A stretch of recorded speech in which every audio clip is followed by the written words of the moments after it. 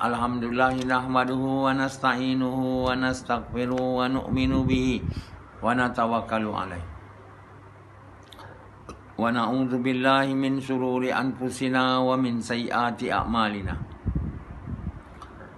May yahdihillahu fala mudilla lahu wa may yudlilhu fala hadiya lahu. Asyhadu an la ilaha illallah wa asyhadu anna Muhammadan abduhu wa rasuluh. Sallallahu alaihi wasallam tabaraka wa sallama tasliman kasiran kasira amma ba'd. Bismillahirrahmanirrahim. Wa man ahsanu qawlan mimman da'a ilallah wa amila salihan wa qala innani minal muslimin.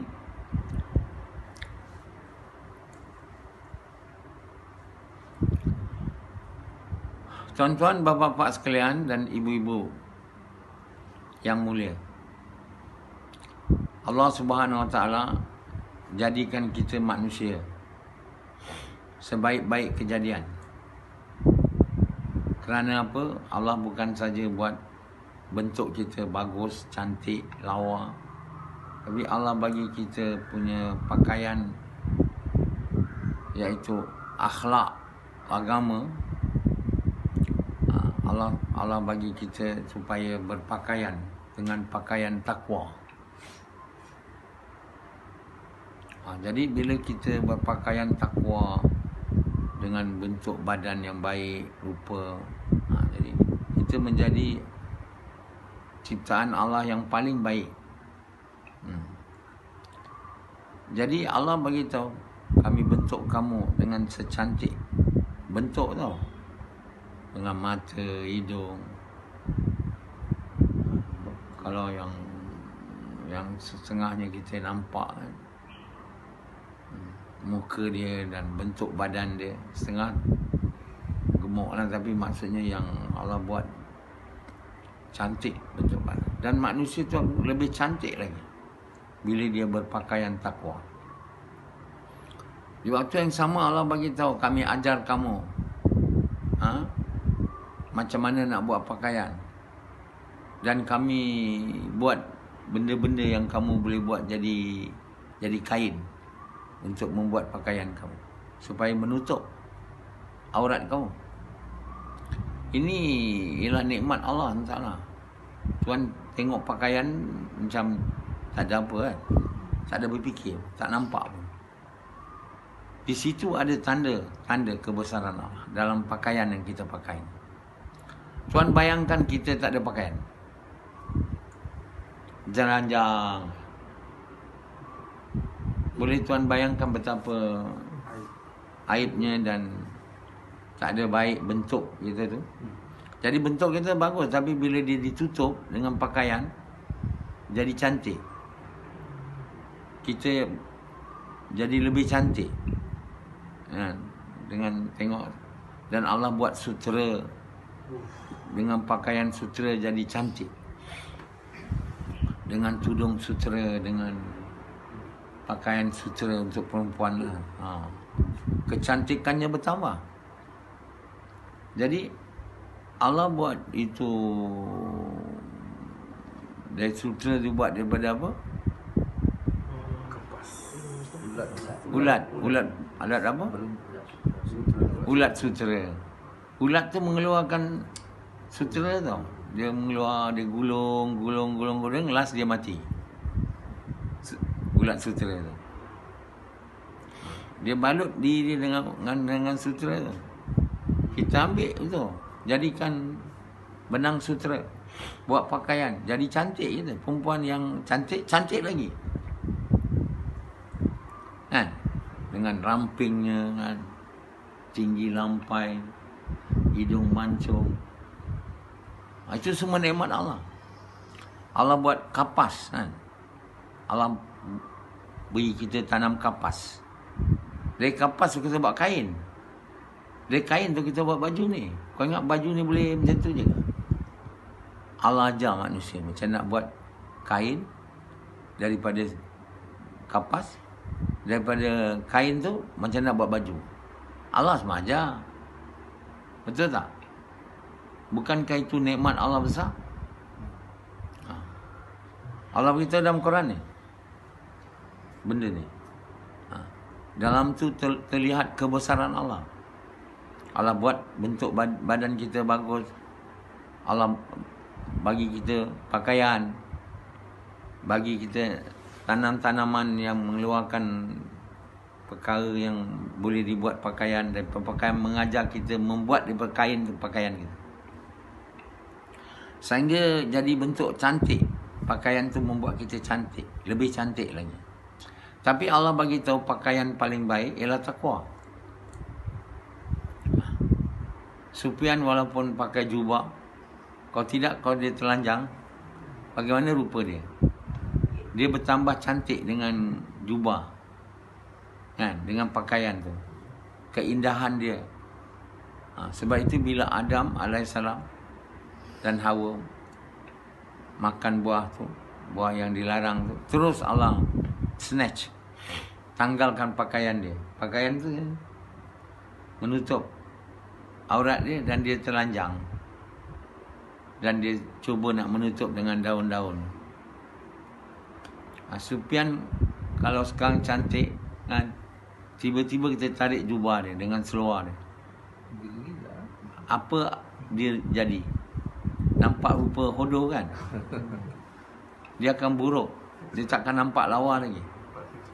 Jadi Allah menambahkan cantikkan kita tu dengan pakaian. Tapi lebih baik lagi pakaian takwa. Jadi manusia yang berpakaian cantik, pakaian takwa pula,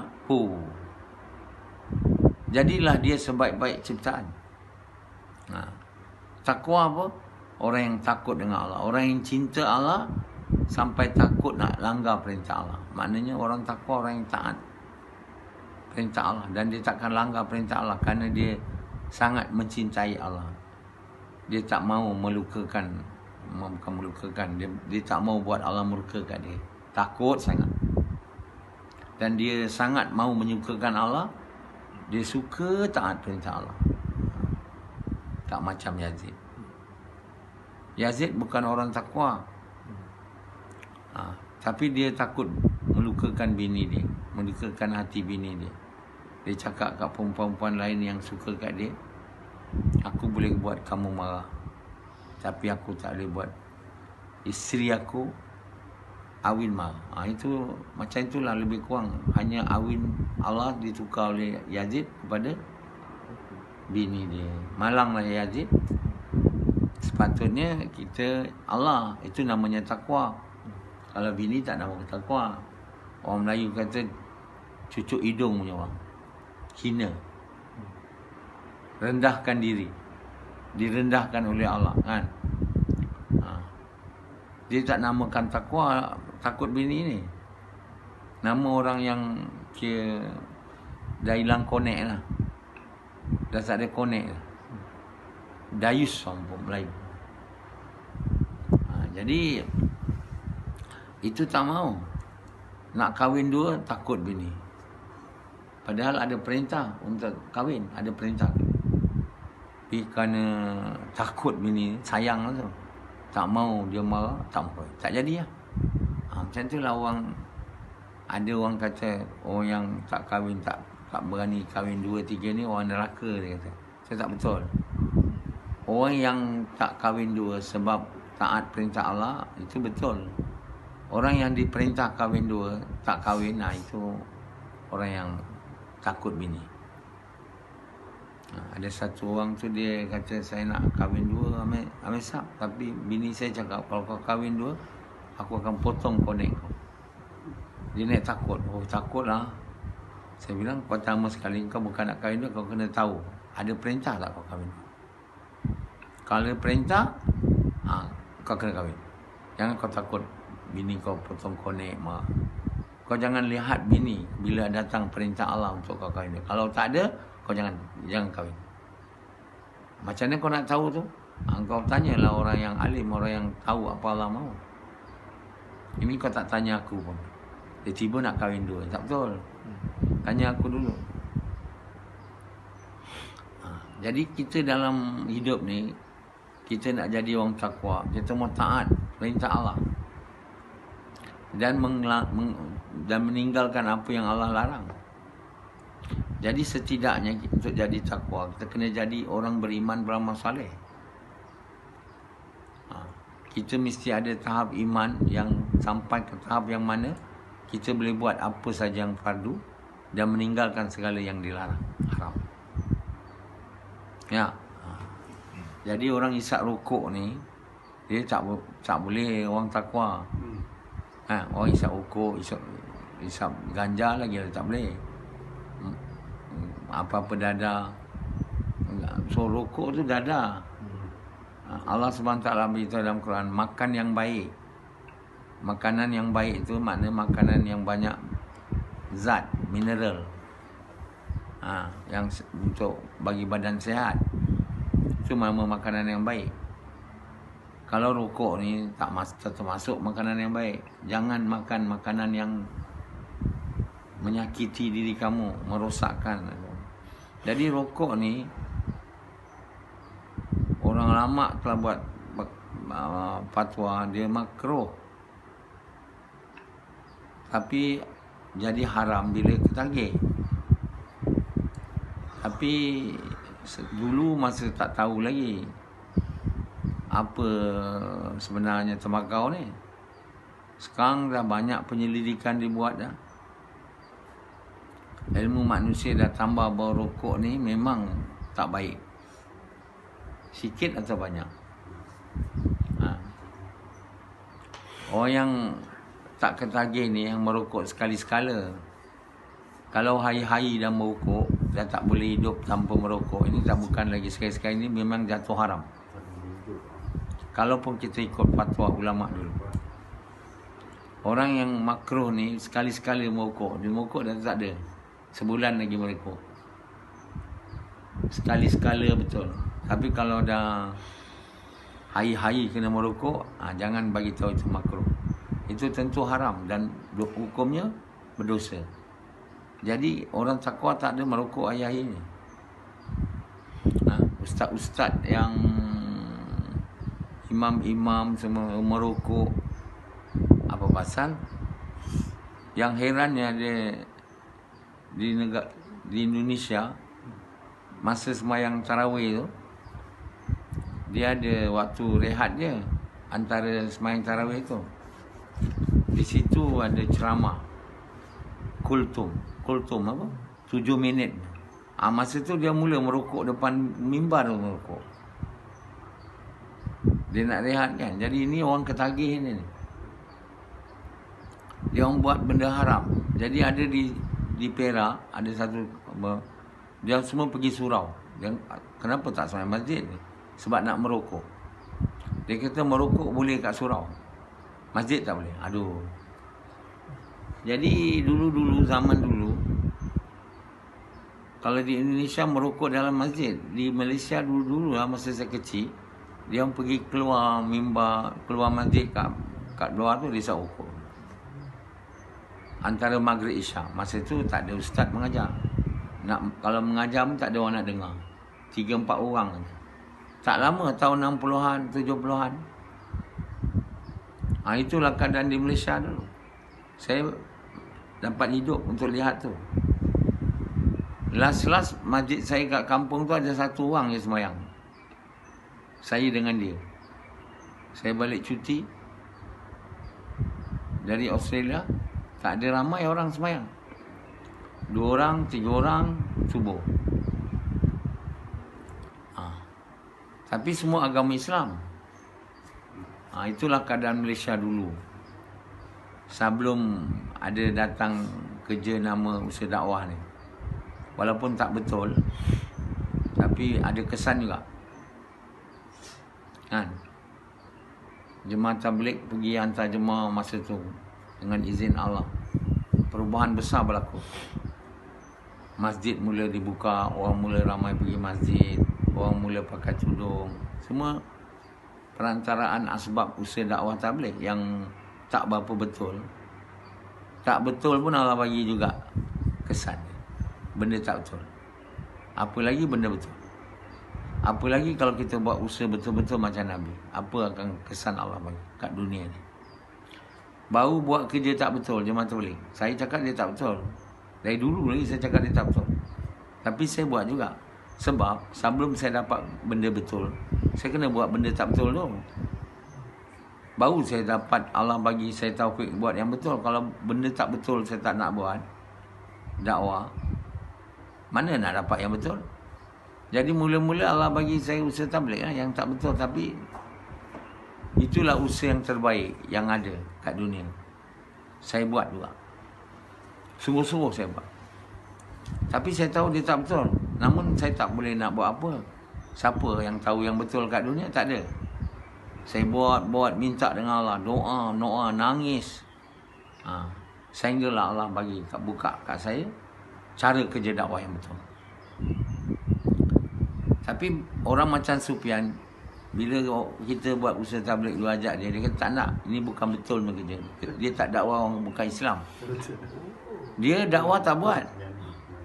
Apa pun tak buat. Dia saja tak nak buat, dia bagi macam-macam alasan tak nak buat. Orang baik, bila jemaah tabligh datang kat dia, dia mesti ikut. Sebab dia paling kurang kerja bagus juga. Ajak orang pergi masjid. Tapi dia mesti tahu ini belum betul, aku akan usaha macam saya supaya dapat kerja yang betul. Sebab itu bila saya dapat kerja yang betul, saya tak ada susah nak tinggalkan jemaah tabligh ni. Sebab saya memang dah lama tahu jemaah tabligh tak betul. Saya dah lama buat kerja tabligh, khusyuk semayang tak dapat. Itu tanda yang pertama saya dapat yang kerja tabligh tak betul. Beraya saya ikut tabligh tu. Semua peraturan dia saya ikut.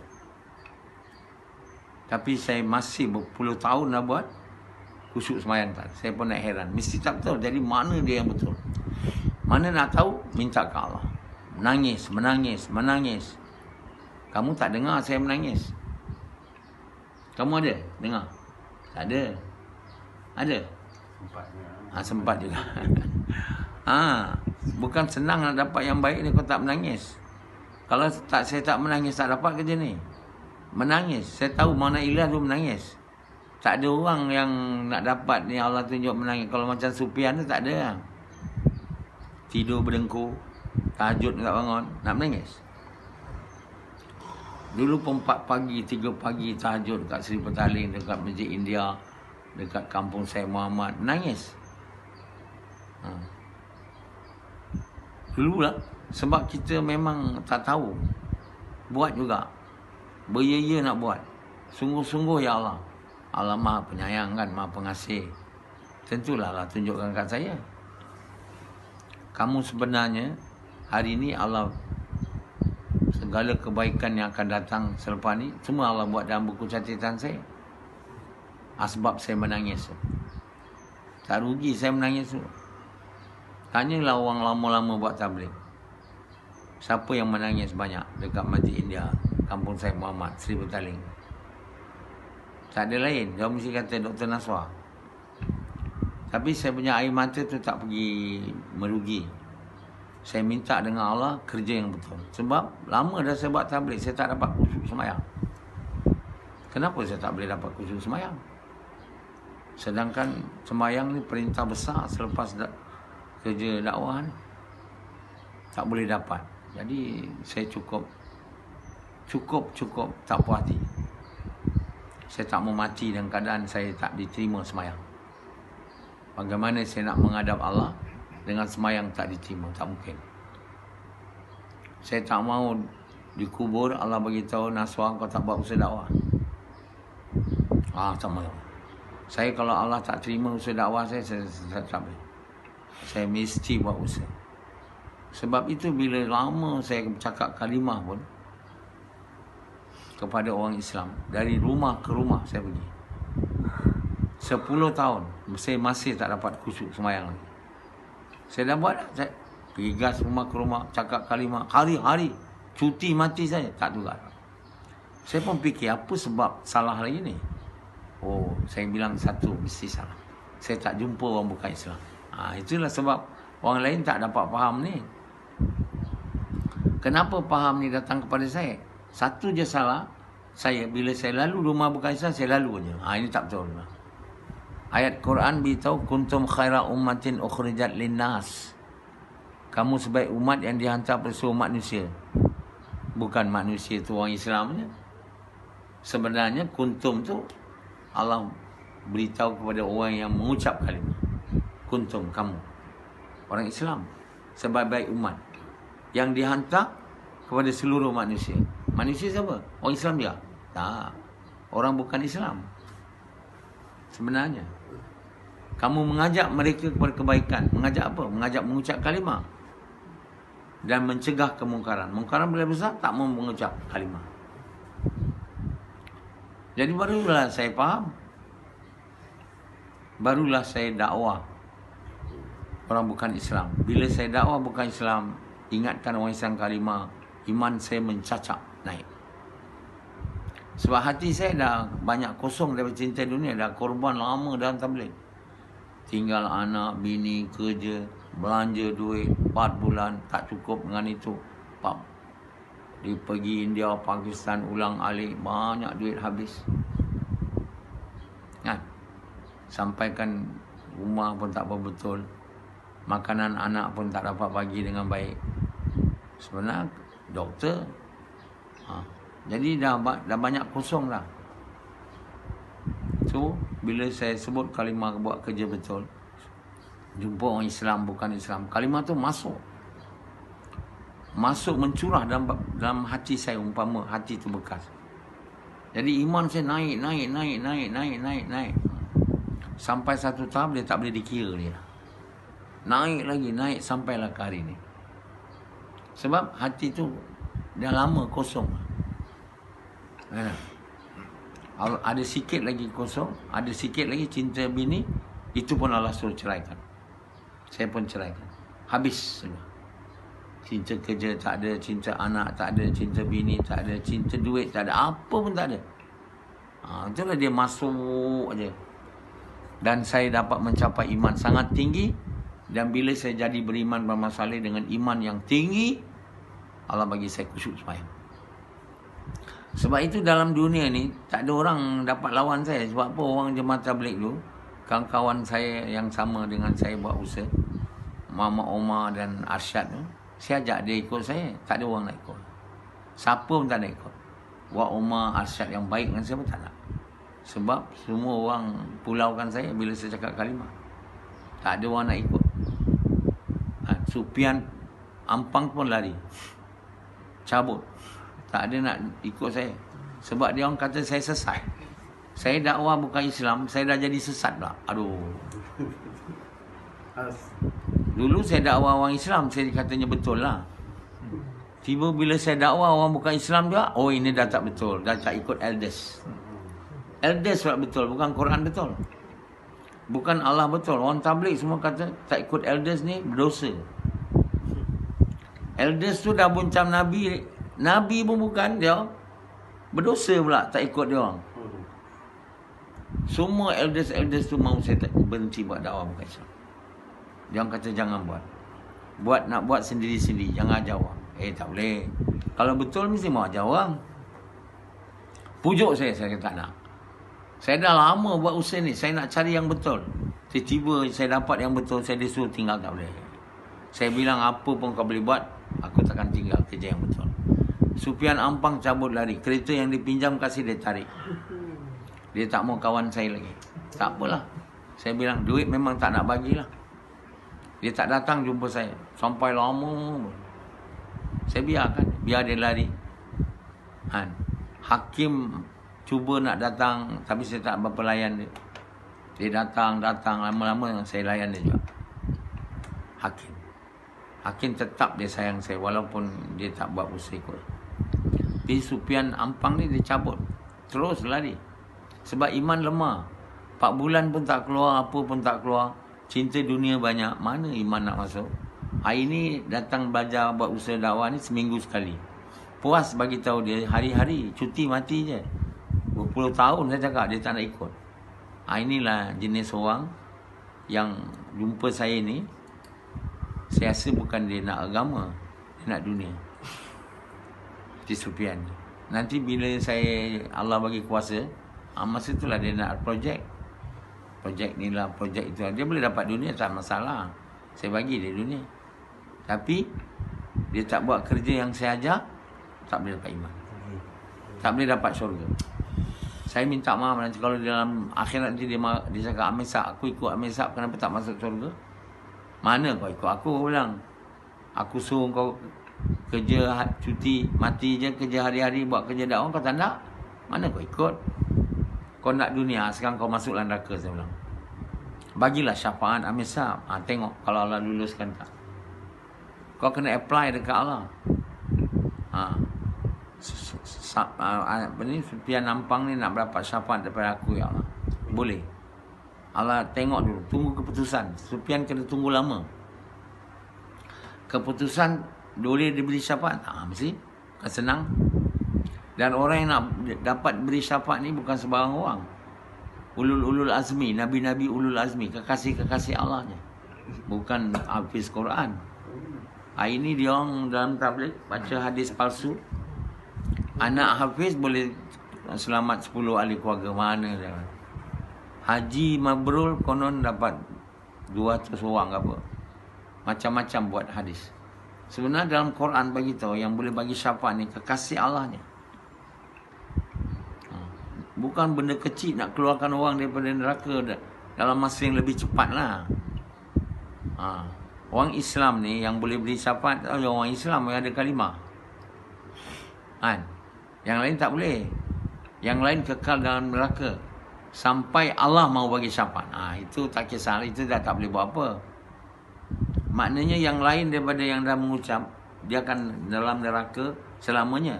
Maksudnya tak ada siapa boleh bagi syafaat kan? Tidak Nabi, tak siapa. Yang boleh keluarkan dia daripada neraka Allah je. Tapi Tuan tahulah kan, Allah Maha Karim Rahim. Dia takkan buat selama-lamanya orang masuk neraka. Dia pun adil. Setakat mana kau tak beriman, tak berapa lama aku nak letak kau. Last keluar semua tuan. Jadi hari ni yang masuk neraka ni last Allah keluar juga. Sebab Allah Maha Karim. Orang tak pernah faham macam ni tuan. Seluruh dunia tak ada. Dia orang kata yang kafir yang tak mengucap ni takkan keluar dari neraka selamanya, itu kan. Sebenarnya bukan tafsir macam itu. Selagi Allah tak mau bagi syafaat, dia takkan keluar. Jadi faham kalau bila Allah bagi syafaat? Tak tahu kan. Tapi kita percayalah Allah Maha Karim dan Rahim dan Maha Adil. Jadi Allah Subhanahu Wa Taala dia Maha Pengasih Penyayang. Bila saya menangis apa semua tu, saya faham satu perkara. Budak kecil dengan menangis dia dapat susu, dengan menangis dia dapat ubat, dengan menangis dia dapat macam-macam mak dia. Dia tak tahu cakap. Dia tak ada buat apa-apa pun. Saya kalau menangis dengan Allah minta cara kerja yang betul, takkan Allah tak nak bagi. Kan? Sebab sayang ayah Allah kepada kita ni 70 kali sayang ibu tau. 70 kali. Ibu pun anak menangis dia tak tidur. Kita memang saya tak boleh bangun kalau anak saya menangis, saya biar. Bini saya tarik saya diam. Saya nak tidur. Tapi bini saya dia bangun. Mesti bangunnya. Kalau semua ibu Allah tak buat macam tu, budak-budak semua kat luar rumah tu lah, malam-malam ngacau dia. Campak kat luar. Semua banyak bayi mati. Tapi dengan kerahiman Allah, Allah letak kasih sayang pada ibu. Anak-anak semua terpelihara daripada kena buang daripada rumah. Ibu-ibu yang buruk perangai sangat, yang campak anak dalam tong sampah tu, yang tak ada hati perut, yang kena malu kat orang terlampau sangat, campak anak dalam bayi. Sekarang kurang sikit dengar kan, sebab ada rumah. Jadi ibu-ibu yang terlanjur mengandung, jangan buang anak tu. Kandungkan dia sampai habis. Hantar anak tu ke tempat apa tu, rumah tu. Biar orang lain, bagi ke anak orang lain. Jangan buang anak tu. Dia kurniaan Allah SWT. Kamu punya hal, buat hal, anak berlahir, kamu bunuh dia. Nanti kamu akan ditanya di akhirat atas dosa apa dia dibunuh. Jadi tuan-tuan bapa sekalian, Allah Maha Karim Rahim. Dan Allah sekarang ni tunjukkan saya cara kerja yang betul. Kalau kamu tak mau ikut, kamu adalah rugi. Kamu hati sudah sesat, telah tutup padam. Dan Allah bagi saya iman begitu tinggi, bukan saja khusyuk semayang. Allah bagi saya faham Quran. Dan Allah bagi saya boleh tafsir Quran tu yang dah diterjemah kepada bahasa Inggeris oleh ulama-ulama kita. Saya tafsirkan tu dalam bahasa Inggeris dan sudah siap. 84 kitab dan 7 kitab hadis. Boleh dapat dalam Amazon.com dan Google Play. Bukan saya cakap main-main. Dah ada dah dekat Google Play dengan Amazon. Kamu kena belilah. Mana boleh free je. Semua benda kena ada harga. Bukan saya dapat duit tu. Duit tu akan diguna untuk kebaikan. Yang saya boleh dapat guna hanya royalty saja. Lain saya tak boleh. Jadi tuan-tuan yang mulia, kalau kamu tak baca Quran tu, kamu tak akan tahu yang benar. Dalam dunia ni tak ada orang Allah bagi dapat buat tafsir Quran macam itu punya banyak punya kitab tau. Tak ada. Tuan bacalah baru tuan tahu macam mana Allah ajar saya buat tafsir Quran dan hadis. Jadi begitu banyak kelebihan Allah bagi sebab dia saya menangis tu. Saya korban usaha buat jemaah tabligh dengan korban harta diri dengan nangis. Hari ni Allah buat saya jadi macam-macam. Bukan saja saya boleh menulis tafsir Quran, dapat khusyuk semayang, dapat iman tinggi. Allah bagi saya makin tua makin sihat, makin muda. Tuan tengok gambar saya terakhir dalam Facebook. Semua cakap, wah muda. Ya, tak ada tua. Orang lain makin tua. Satu lagi Allah bagi saya ilmu, mengubat penyakit. Orang gila pun boleh Allah sembuhkan.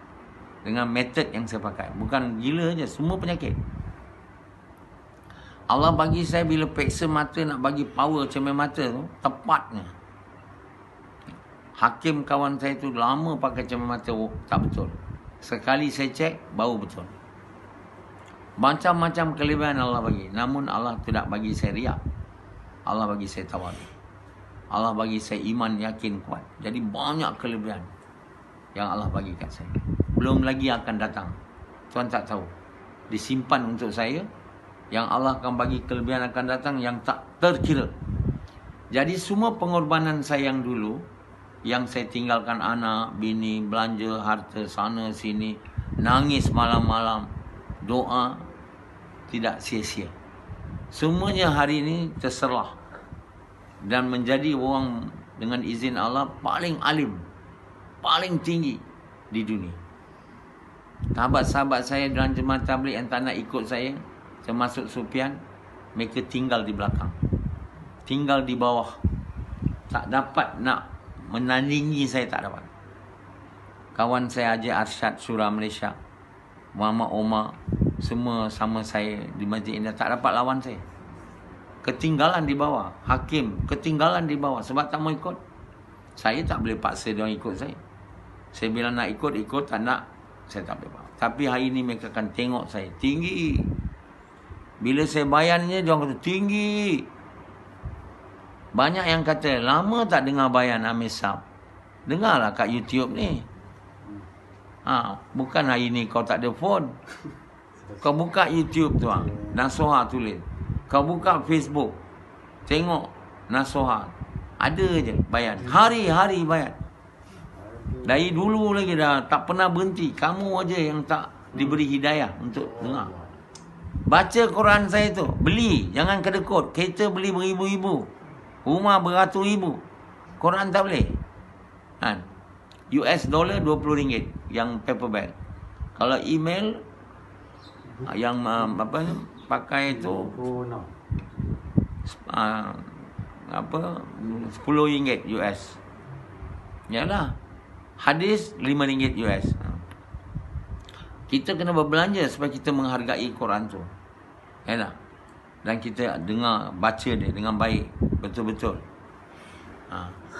Yang Azri beli paperback Quran satu dekat yalah 20 US, lebih kurang kali 3, lebih kurang 80 campur shipping dekat 100. Satu buku ni. Besar dia. Kau bawa buku tu tunjuk kat Sufian. Bawa lah. Jadi Allah SWT punya rahmat melalui saya dengan izin Allah. Itu belum Allah janji kat saya lagi bagi kuasa pemerintahan di bumi. Sesungguhnya kami menjanjikan orang beriman beramal saleh kuasa pemerintahan di bumi. Nanti kamu semua tengok. Dapat tak? bila saya dapat, dan memang sah saya ni orang beriman Muhammad Saleh.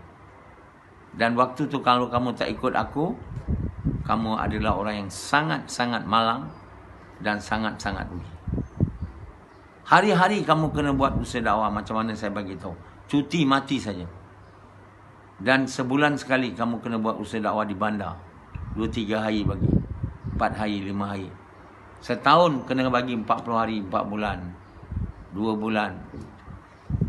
Keluar seluruh dunia dengan harta diri kamu. Hilangkan cinta dunia daripada hati, baru kalimah tu boleh masuk.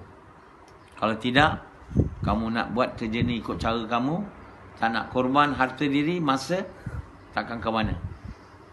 Ingatlah, dunia sementara, kita akan mati. Hari kita mati, habislah masa untuk buat semuanya. Dan kita hanya menyesal, kalaulah aku ikut Dr. Naswar dulu, takkan aku jadi macam ni. Jangan sombong, bongkak. Apa yang lalu yang kamu telah buat salah, taubatlah, beristighfarlah, dan kembalilah ke jalan yang benar. Sesungguhnya Allah tu Maha Pengampun, Maha Penerima taubat. Okey.